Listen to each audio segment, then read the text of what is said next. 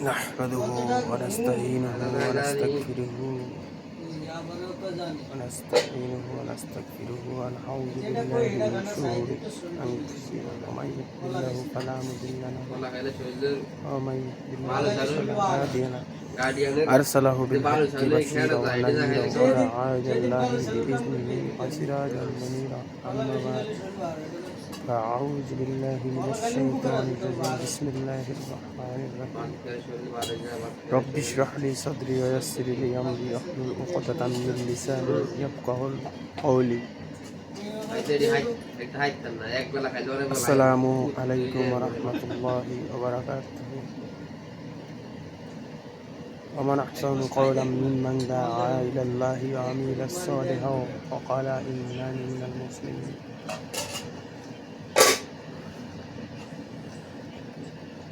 मोहतरम हाजरीन भाइयों दोस्तों बुजुर्गों আল্লাহ পাক রব্বুল আলামিন আমাদেরকে দুনিয়ার মধ্যে সৃষ্টি করছে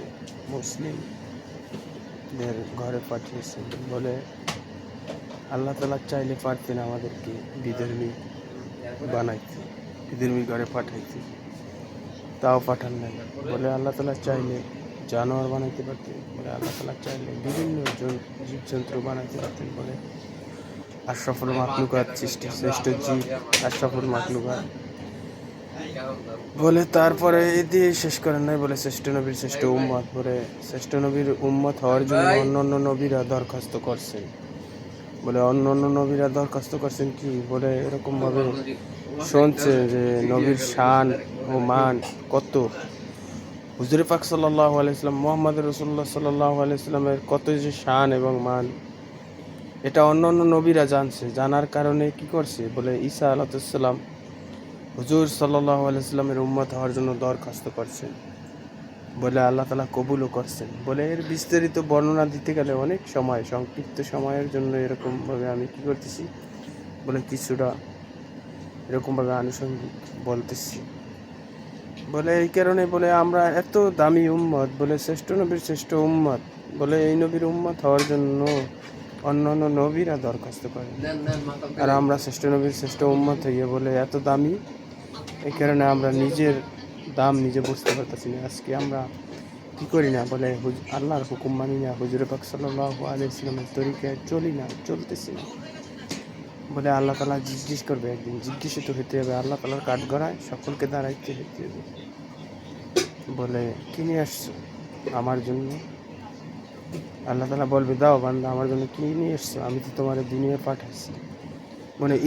ইন্নাল উলামা ওয়ারাসাতুল আম্বিয়া বলে আলেমগণ পয়গম্বরগণের ওয়ারিস বলে তোমরা যারা নবী পাও নাই সাহাবা আজমাইন পাও না তাবিন পাও না তাবিন পাও না তোমাদের তো উলামা হযরত দেওয়া হয়েছিল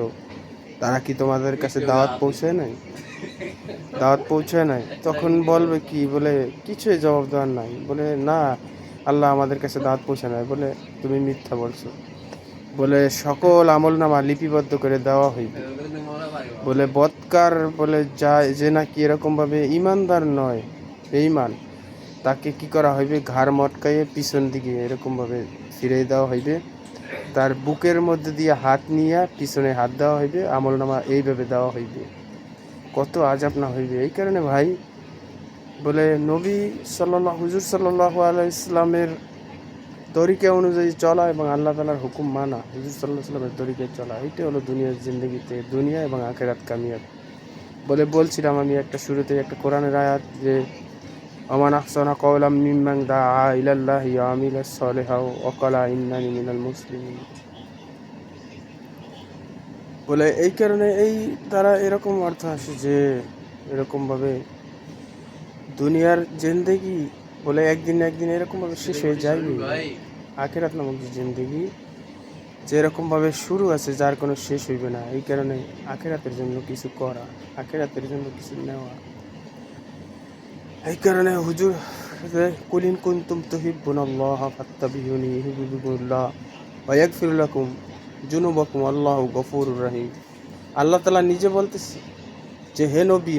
নবীকে সমর্থন করে বলতেছে যে হে নবী দুনিয়ার সকল মানুষকে জানাই দেন যে আমি আল্লাহ তালাকে যদি ভালোবাসতে চাই আপনি নবীকেই জানি ভালোবাসি, আর আমি আল্লাহ তালাকে যদি অনুসরণ করতে চাই আপনি নবীকেই জানি অনুসরণ করে, তাহলে আমার ভালোবাসা, আমার কি রহমত সকল কিছু পাইবে। এই কারণে আল্লাহ তালাকে ভালোবাসতে হলে, আল্লাহ তালার হুকুম মানতে হলে হুজুর সাল্লাহ ইসলামের তরিকায় চলতে হবে। হুজুর সাল্লাহ সাল্লাম যেভাবে করছে এভাবে আমাদেরকে চলতে হবে, হুজুর সাল্লাহ সাল্লামের উম্মত হতে হবে। এই কারণে ভাই আমরা যা কিছু করি, যা কিছু বলি, যা কিছু করি হুজুর সাল্লাহ সাল্লামের তরিকা অনুযায়ী যখন হয়ে যাবে ওইটা ইবাদতে পরিণত হইবে। স্ত্রী, সন্তান, সংসার, এরকমভাবে কী করা, প্রস্রাব পায়খানা, সমস্ত কিছু যখন নবীর তরিকা হয়ে যাবে তখন সব কিছু ইবাদত হয়ে যাবে। আর যখন নাকি আমি মন চাই জিন্দগি চালাবো তখন এটার মধ্যে কোনো খায়ের বরকত কিছুই পাওয়া যাবে না, এটার দ্বারা কোনো উপকৃত হওয়া যাবে না। এই কারণে কোরআন এবং হাদিস দ্বারা মানুষ যদি চলে, কোরআন হলো আল্লাহ তালার বাণী, হাদিস হলো হুজুর সাল্লাহ আলাইসাল্লামের বাণী, হুজুর সাল্লাহ সাল্লামের সমস্ত আদর্শ। এটা যখন আমার জিন্দগিতে আইসে যাবে তখন আমার জিন্দগি দামি বনবে। বলে আজকে আমি কিসের দামি? আমি দামি নয়। যদি দামি হব, হ্যাঁ, যদি আমি আল্লাহর হুকুম মানতে পারি, হুজুর সাল্লাল্লাহু আলাইহি ওয়াসাল্লামের তরিকায় চলতে পারি, তাহলে আমার জিন্দগি কামিয়াব, আখেরাত সুন্দর। এই কারণে আখেরাতের সৌন্দর্যের জন্য দুনিয়ায় বসে আমার আখেরাত কামাইতে হইবে। এই কারণে বলে ভাই লম্বা চওড়া বয়ান করে লাভ নাই, বয়ান সকলেই পারি কিন্তু আমলে পরিণত করা, বলে অল্প আমলই নাজাতের জন্য যথেষ্ট হবে। খয়রুকুম মান তাআল্লামাল কুরআন ওয়া আল্লামা, তোমাদের মধ্যে সর্বোত্তম ওই ব্যক্তি যে কোরআনের মাঝে শিক্ষা করে এবং শিক্ষা দেয়। তলাবুল ইলমি ফারিজাতুন আলা কুল্লি মুসলিম, দ্বীনি ইলম শিক্ষা করা প্রত্যেক মুসলমানের উপর ফরজ। এই কারণে ভাই ইলম শিক্ষা করা যেভাবে ফরজ, এভাবে আমলে পরিণত করা ওইভাবে ফরজ। এলেম না থাকলে আমলের সব পয়দা হয় না। এই কারণে এলেমও শিক্ষা করা ফরজ, এলেম জানা ফরজ। এলেম জানা থাকলে আমলের সব পয়দা হয়, দিলের মধ্যে আমল করতে মজা লাগে। এই কারণে ভাই সকলে এরকমভাবে কী করবো, আল্লাহর হুকুম মানার চেষ্টা করব এবং দাওয়াত দেব। দাওয়াত এমন জরুরি যে এরকমভাবে শেষ জমানায় এখন দাওয়াত খুবই জরুরি। আপন ঘরে দাওয়াত জরুরি, পাড়া প্রতিবেশীর দাওয়াত জরুরি, দেখা যেতেছে এলাকার বাইরা